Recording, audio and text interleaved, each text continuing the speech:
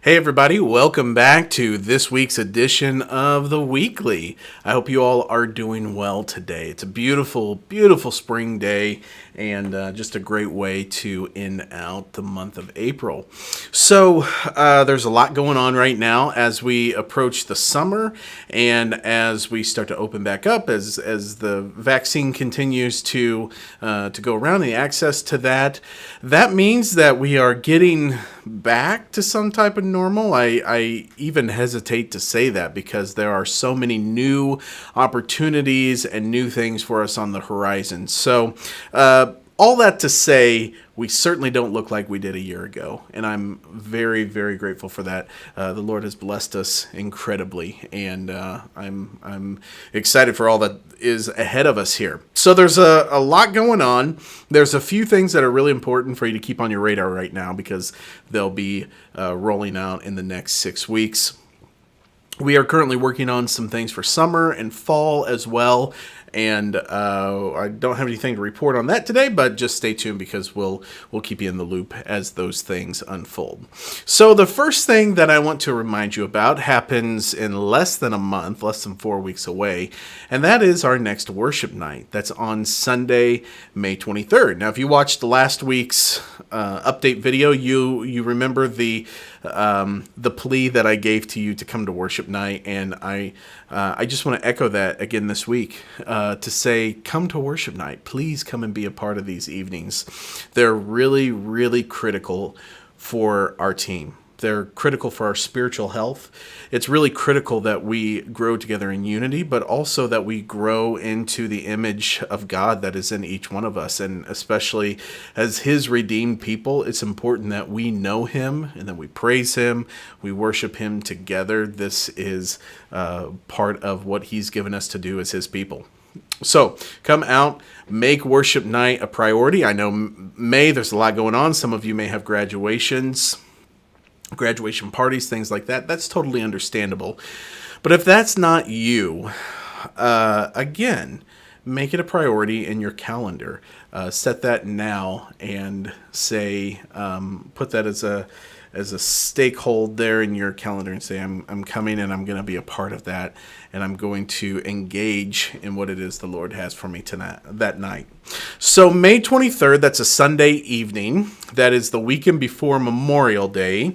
Memorial Day is May 31st this year, so weekend before Memorial Day weekend, and it'll be at 6 o'clock p.m. and we'll be in the main lobby. Most of this worship night's going to be acoustic. We have an acoustic piano that we're going to have brought in, acoustic guitar, a little acoustic drum set, and we're scheduling a lot of you on vocals because we just want a full vocal team that evening. Some of you will lead some songs, but our hope is that our congregation can be encouraged and that we can grow in our capacity to worship the Lord and encourage one another. Sunday, May 23rd, 6 o'clock p.m. Come be a part of it. Second thing, going into summer, and this does have to do with Memorial Day weekend, is we are suspending the Saturday night services for the summer. This will begin on Saturday, Saturday, May 29th, that we will not have a service that night. So that means that Saturday, May 22nd will be our very last Saturday night service for at least, I guess, the summer. So we'll do service that night, no Saturday night on the 28th, and then we will resume sometime after Labor Day with our Saturday evening services. And I'll keep you in the loop on that. As I mentioned last week, we are kicking around the idea for an event on September 12th. And if, depending on what we end up planning for September 12th, that may include, something different for Saturday night. So that may not be when we relaunch, but again, we'll keep you in the loop on all of that. But yeah, that's what's happening there.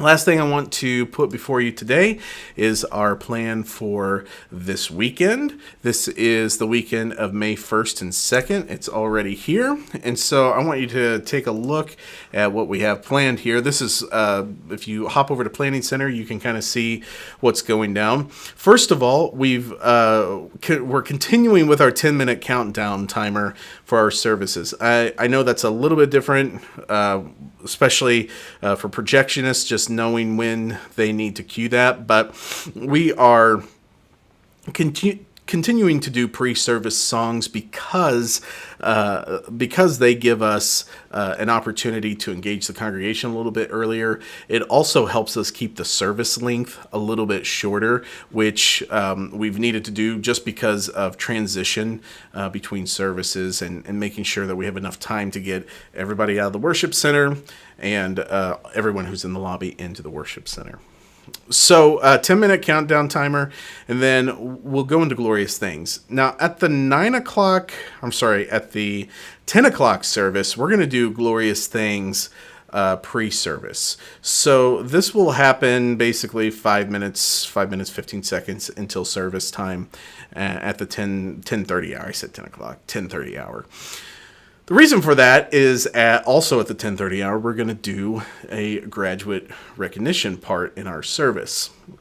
This will happen, I don't know how many graduates they have right now, but it will happen similarly to how we've done it in years past, where the graduates come out on stage. There's a picture with a verse, and someone on the student staff will say a few words about the students, where they're going, what they're planning to study, and then we'll all pray for them together as we commission them to go out into the world. So this is, like I said, happening at 10:30. At the 9 o'clock hour, glorious things will actually happen right at the top of the hour. To make it easier from a transition standpoint, we're just going to keep the 10-minute countdown timer, and of course we'll talk through all of that on Sunday morning as well. So glorious things, graduate recognition at 10:30, and then we're right into welcome and greeting at that point. We'll then go from welcome into a 3-song set: Promises, God, You're So Good, and Run to the Father. Run to the Father is the new one that we introduced this past weekend after the message. We did it as kind of a reflective invitation spot in the service. This weekend, we're actually going to be teaching it. Jessica's going to be teaching it to the congregation. So we've put it in at the very end of the set. She'll teach through. Essentially what she's going to do is we'll sing through the chorus once together. The band will sing. The band will play through. The vocal team will sing through the chorus, and then the congregation will have an opportunity to join the second time, and then we'll go into the top of the song. So there's going to be a little bit. This will be a little bit different, but we'll work all of this out at rehearsal on Sunday morning. From there, we will pray and go into the message, and then all of the end of service items are the same at that spot. It's not here in Planning Center yet, but I do know that the walkout for this weekend is going to be a reprise of Run to the Father. I think it's from the last 2 choruses through to the end. Look for the notes on that to show up here in the next couple of days. And but otherwise, if you're working on Run to the Father, you'll be ready to go for that. So no big deal. All right, well, let me get queued back up here. That is everything I've got for you today. If you have any questions about any of that, do feel free to reach out. And otherwise, I hope you guys have a great week, and that you get an opportunity to go enjoy the weather. All right, take care, everybody.